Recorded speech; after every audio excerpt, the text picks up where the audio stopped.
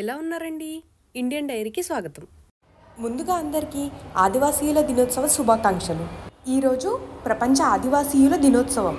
అయితే మనకేంటి అడవుల్లో నివసించే ఆదివాసీయుల గురించి మనకేం సంబంధం అనుకుంటున్నారా? అలా అయితే ఒక్క విషయం గుర్తుపెట్టుకోండి, మన దేశ సంస్కృతి యొక్క ఆచారాలు ఇంకా బతికే ఉన్నాయి అంటే కారణం మన దేశంలో ఉన్న ఆదివాసీయులే.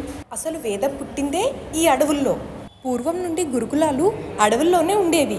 అసలు ఈ ప్రపంచంలోని సాంప్రదాయాలకు సంస్కృతికి పుట్టినిల్లు ఈ అరణ్యాలే.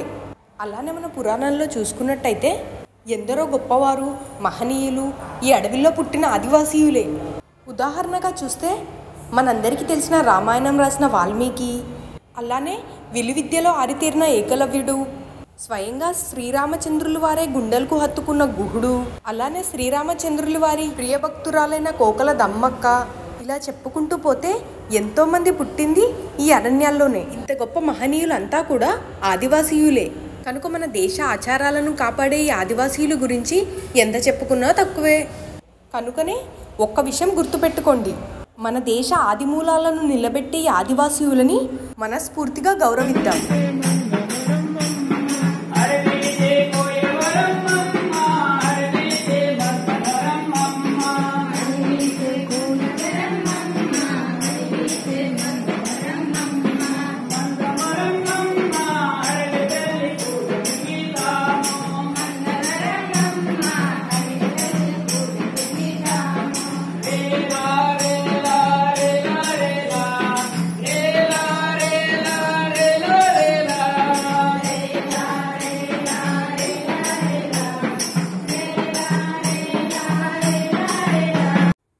నా ఛానల్ని సబ్స్క్రైబ్ చేసుకోరా అండి ప్లీజ్.